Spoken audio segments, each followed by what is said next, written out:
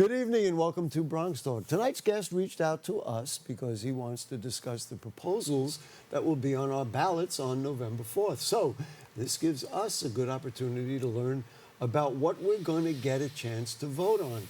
We'll also discuss Mayor Adams' decision to drop his re-election campaign for mayor. And we also have a number of other issues to discuss with the council member of the 11th City Council District. It includes the Bronx neighborhoods of Bedford Park, Norwood, Kingsbridge, Kingsbridge Heights, Van Cortlandt Village, Riverdale, Spuyten Duyvil, Wakefield, and Woodlawn. Please join me in welcoming back to Bronx Talk Council Member Eric Dinowitz. Nice to see you, Council Member. It's great to be here as always. Always appreciate you joining us on the program.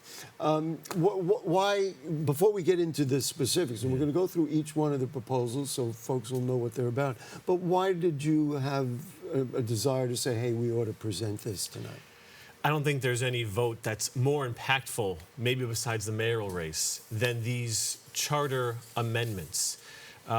These are charter amendments that seek to take away the community's voice in land use decisions and provide more of that power, consolidate that power in the mayor's office.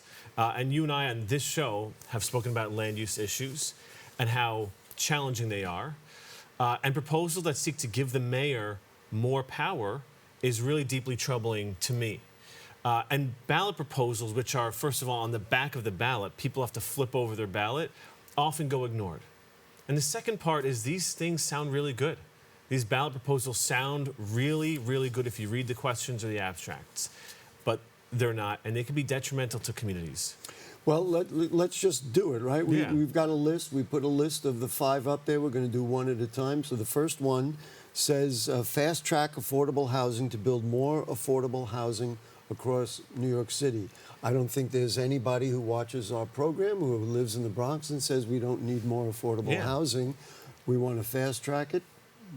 Sounds like it makes sense. So this would be so first of all, it's going to be question 2 on the ballot when you flip it over. Okay. Question 1's a constitutional amendment, New York State constitutional amendment.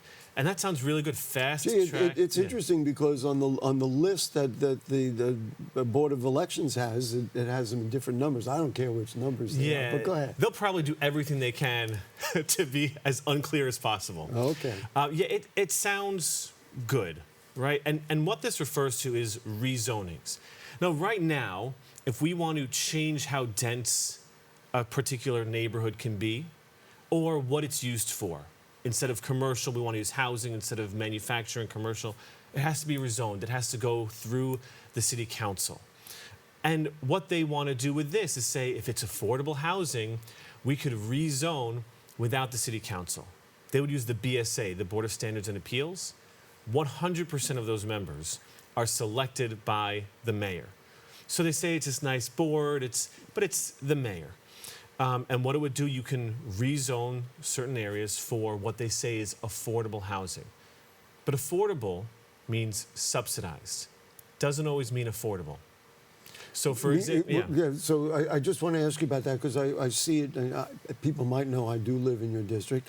I see a lot of times that the building will be advertised and they'll look for market rate, and then ultimately they don't get residents or tenants to rent those apartments or take those apartments, and then all of a sudden they become subsidized and affordable. Well, is that an accurate process? No, typically what happens in these cases is when a developer says, I'm going to buy this land and I want to build something, they can go to HPD as of right, meaning there's no vote at the council, and they work out affordability. They could say, I want tax subsidies to build this. And in exchange for those tax subsidies, we will make these units income restricted. Now this gets into your district, and it gets into certainly the district in the East Bronx. Does every district have a responsibility to participate?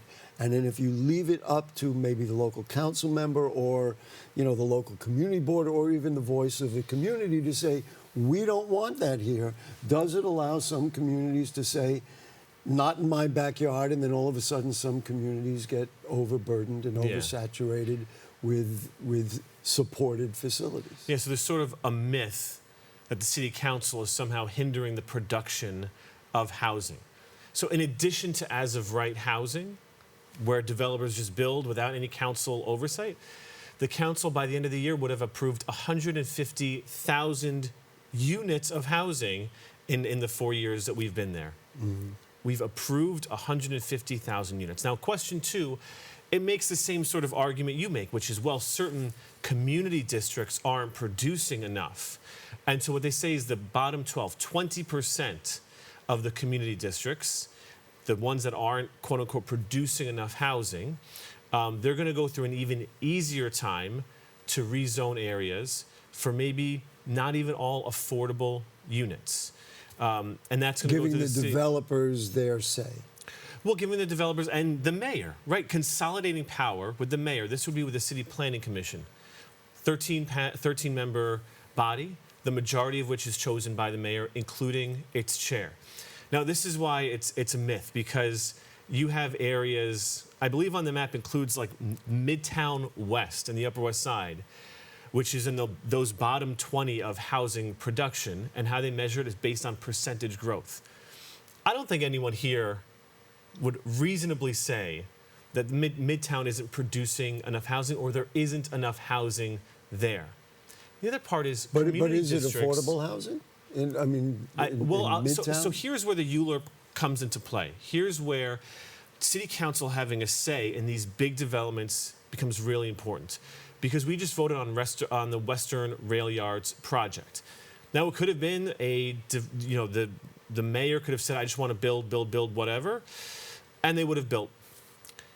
Because it went through the council, there were a number of benefits, including, I believe, union labor. They increased the amount of green space, and they increased the number of affordable units. And right here in my district, we had a project on 231st and Broadway. And I was just going to ask you about that. well, and it was great. The developer, and what it means when it goes through ULURP, that's the vote at the city council level. We worked hand in hand with the developer, and we said, you know what, in our district, we want a lot of 2- and 3-bedroom apartments. In fact, we want half of these units to be 2- and 3-bedroom apartments. We, in our neighborhood, need some parking, and we need green infrastructure, environmental resiliency. It's right next to the Deegan. And because it was going through a vote of the council, because we have such strong local presence in these types of talks, the community was able to benefit. The lowest price for a unit is like $500-something for I'm rent. only laughing because people, I'm sure, are saying, "Wait a minute, where is that?" I would like. Yeah, and it's sign between up. 37 and I think 84% of AMI. You can live in our district. You can have a parking spot. You can have a 2- or 3-bedroom apartment, and that happened because these really important conversations happen with the community. If the mayor gets his way, we will see more and more of the type of development he is incentivizing through the city subsidies, which is supermajority, 70% studio and 1-bedroom apartments. That is, if anyone goes online and looks at those term sheets for HPD, Housing Preservation Development subsidies, it incentivizes units and not bedrooms. And what we see in our city is the largest demographic to leave our city are families with children.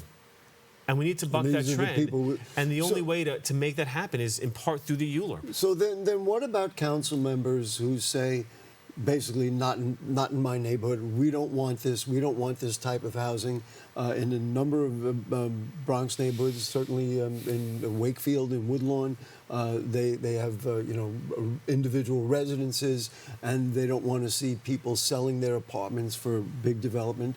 And then the local people, the local community, and the local council member keeps signing. If they have the authority, they say, no, we don't want it here. And then all of a sudden you've got situations where some neighborhoods are inundated with new structures, new housing, and others don't get.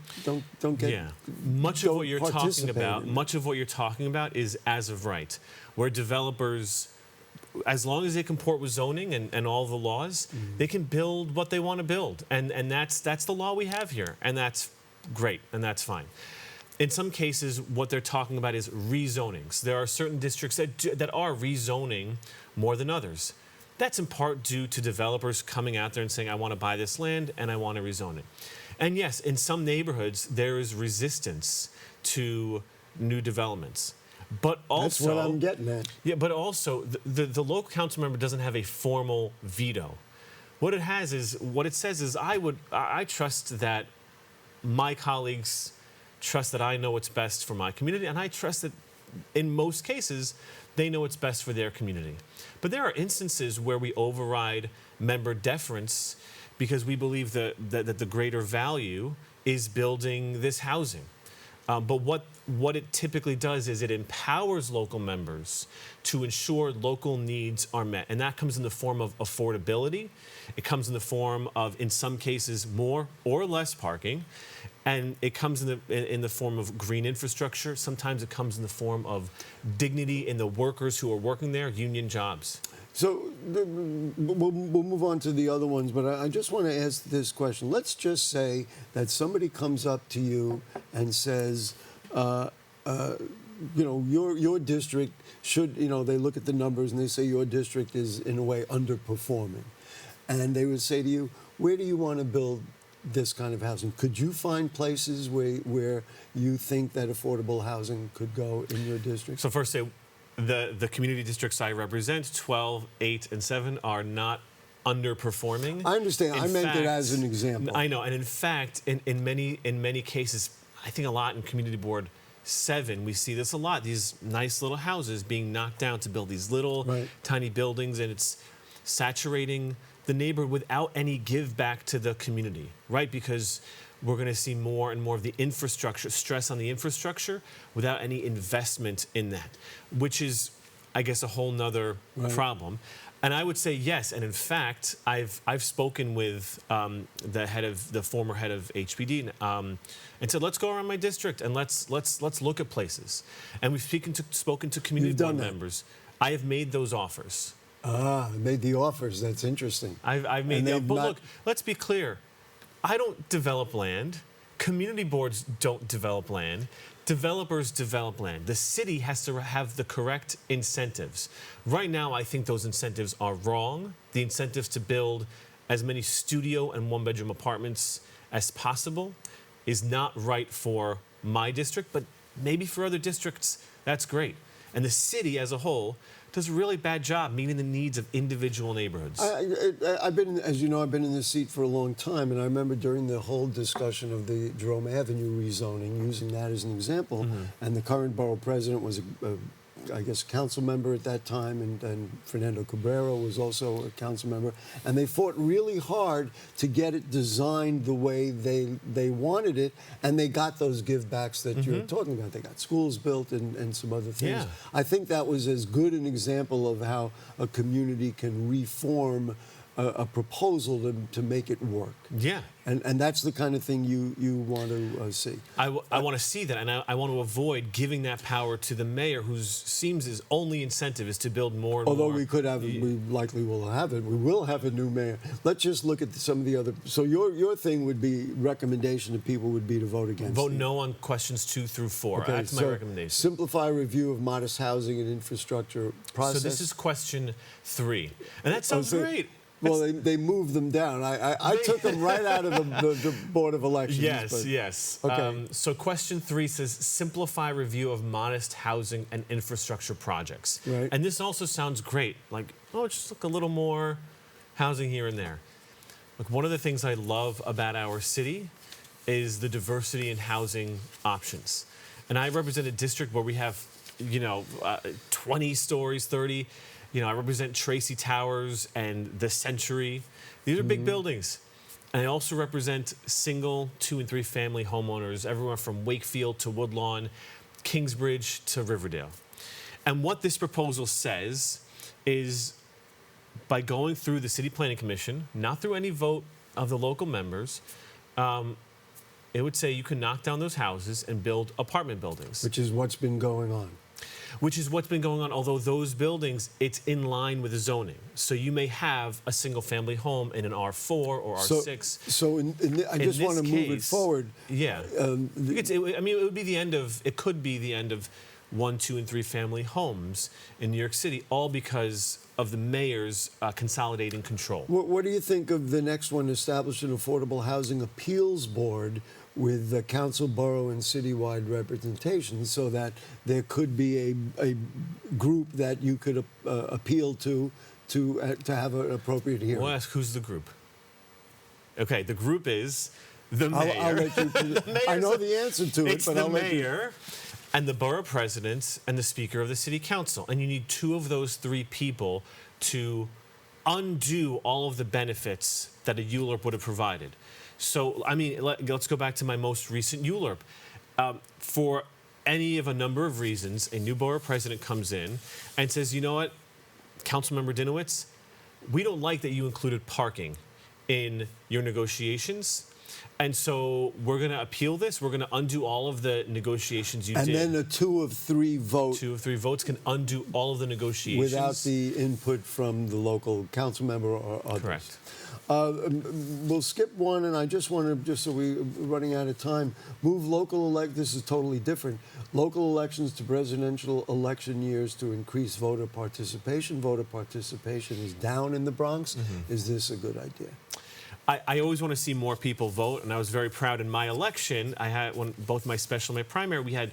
We had among the highest turnout special elections in at least the past decade, and we know they came out for the council race because that was the only thing on the ballot.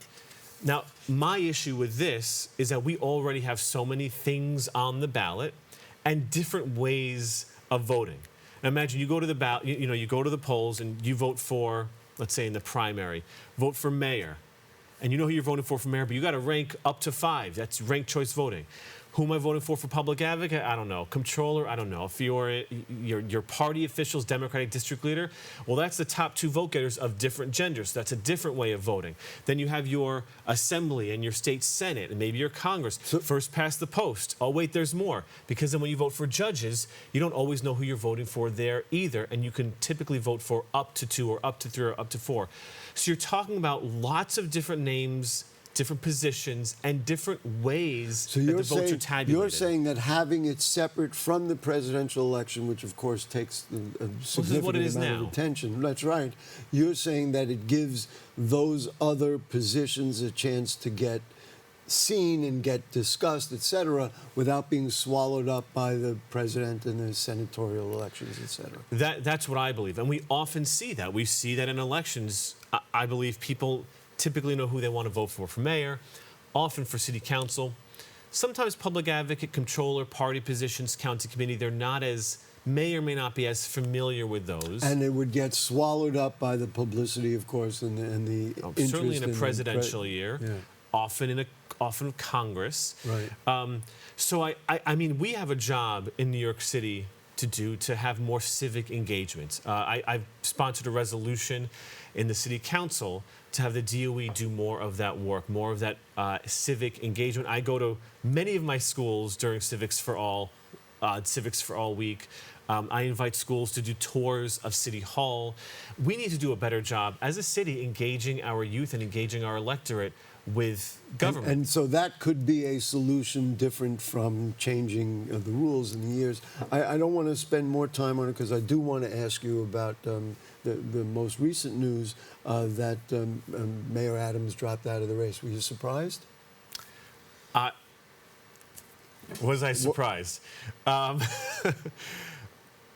Was I surprised? Yeah, a little Apparently bit. that was a good question. It was a great question. I mean, I guess I'm surprised. You know, he is someone who's very confident in himself, Right. And as SNL jokes, and as he says, he's got a lot of swagger. So it's a little surprising someone with so much swagger Would have done that. Would have done that. But I think also he's a man who saw the poll numbers. And There's a sense with of only realism. a few weeks, there must be a sense of realism. I mean, this has been, so far it's been mixed, but do you think he was swayed by the offer from the president? Apparently they say he's not going to take it and that deal is off, but who knows? I don't know. Here's a guy who I'm not sure what his incentives are. I could tell you after being in council almost 4 years with him, it appears that his incentives are not members of my community. I mean, look, we had an awful murder in Williamsbridge Oval just last month. We reached out to the NYPD, One Police Plaza.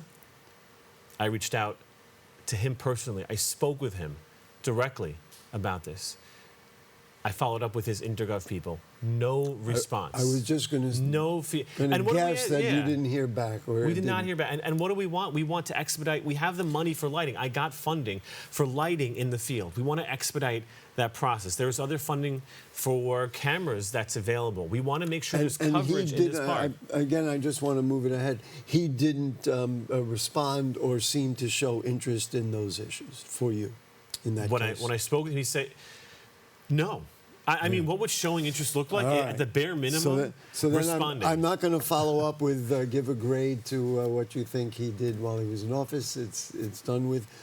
So what do you make of the race now? Have you endorsed anybody? Are you ready to endorse anybody? I have not endorsed anyone in the race, no. Not yet. Okay. Will you? I have not yet. Okay. All right. We'll find out. We have to build the suspense somehow, Gary. All right, fair enough. Let's just talk about some things that you're very proud of, and one of them is the elevator at the Marshall Parkway train station. I don't want to ask the question, why does it take so long? It seems so logical.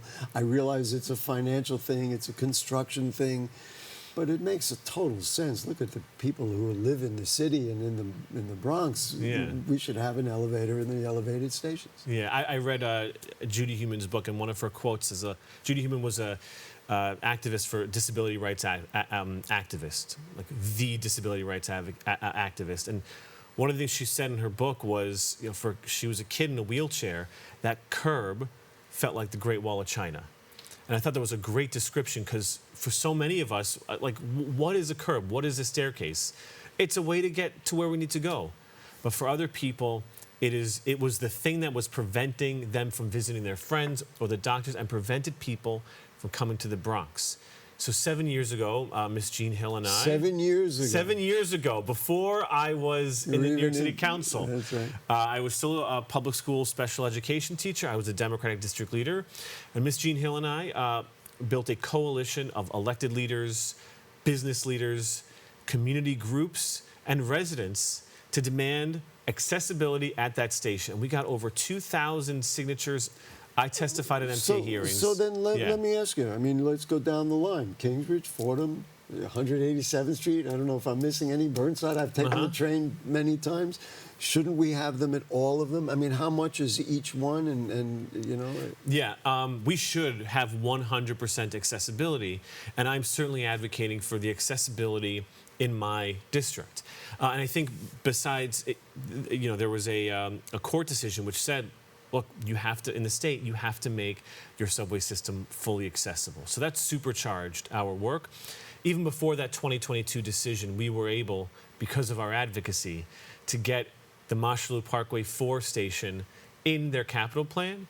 And yes, it took 7 years, but it was a great celebration just a few weeks ago to cut that ribbon. It was fantastic. I can appreciate that, but I hate to wait another 7 years to look at all those other things. Well, Fordham, I think, has one, right? It has an elevator, if I'm not mistaken. And Yankee Stadium, of course. And we're looking at also, and I gotta say, Jenna Lieber's been doing a fantastic job. We also announced at the Botanical Square station, Woodlawn is getting accessibility as well. 242nd Street on the one train. You name all these stops, like Woodlawn, that's the first stop. Of course that should have an elevator. How long does it take physically to build one of those? It's how long does it or should it take? No, it takes years. We have hardworking construction people. It takes years to build. I just wanted to ask you, which actually brings us back to the other conversation about member deference. The Just Home project in the East Bronx, I realize it's not your district. The council member there, Christy Marmorato, is squarely against it, yet the council, including you, voted for it 36-9. Just what are your thoughts on that, not going with member deference and overriding basically what the local member wants? Yeah, I think there's a difference between saying, like, all right, we have this need in our city, and here's how I want the project to look. Maybe smaller in scale, or the population there. Those negotiations. And at the end of the day, it was the view of the supermajority of the council that this was a good project, and we shouldn't block every single project just because of the local member. In some cases, maybe yes, maybe that's the answer. but it was the overwhelming view of the council that this was a project that our city needed, that the Jacoby Hospital wanted, that we're going to take care of a very vulnerable population. You wouldn't like it if it happened to you, I'm assuming. In other words, no member wants to see that happen. Listen, the filtration plant that they built up in Marshalloo went over the head of, I guess, at that time, Oliver Capel was the council member. One other thing I know that you're very proud of, libraries. Let's talk yes. about our libraries. Let's see, the Kingsbridge Library opened on Sunday. Yes. Let's just, in the minute or two we have, what is the value of libraries for a community, and why does it need to be open on Sunday when you could go in there on another day of the week? You could, but you could also go there on Sunday now, right? Which, I mean, anyone walk into a library and look around at what people are doing. And at any given moment, you will see the great diversity of activity that goes on in a library. I've walked in, I remember going to the Kingsbridge Library, kids in the back playing, I don't know if it was Pokemon or Yu-Gi-Oh! I remember seeing a guy with a stack of DVDs. You know what DVDs are. I certainly do. Doing a film project, you see an older adult reading the day's paper, young kids on a computer doing their homework, and then young kids downstairs who don't yet know how to read, but can get read to. All sorts of great programming in our Kingsbridge Library, like being read to, Legos, everything. Only a minute left. Can this be expanded to other branches? Yes. And is it overly expensive? What's the challenge to making it happen? This year's budget, it was in Speaker Adrian Adams' State of the City address, and we got $2 million extra to expand Sunday service to 11 additional branches. And I fought tooth and nail to make sure one of those was Kingsbridge. It's one of the top 5 most visited branches in the entire Bronx. So yes, we can expand it, and we have to make sure we are supporting the workers, our library workers who are doing such incredible work, and supporting them. And so it's just a matter of having personnel, right? That's what it is. And money. And we have to make sure that in our city budget we are providing the funding for the libraries, the means and the council member. We could do staff. 3 hours here, but we got a lot in, and we appreciate your time. And thank you for joining us. Thank you. Reminding BronxTalk. everyone, vote no on questions 2 through 3. 2 through 4. Okay. 2 through 4. All right, thank you so much. That was a close That's one. what you came here to say, and you got to say it. That'll conclude the program. We thank our producer, of course, is Rebecca Hemmick, our great BronxNet production and editing crew, and it's you too. It's the people of the Bronx that we all care about. And that's what it is here on BronxTalk and BronxNet Television.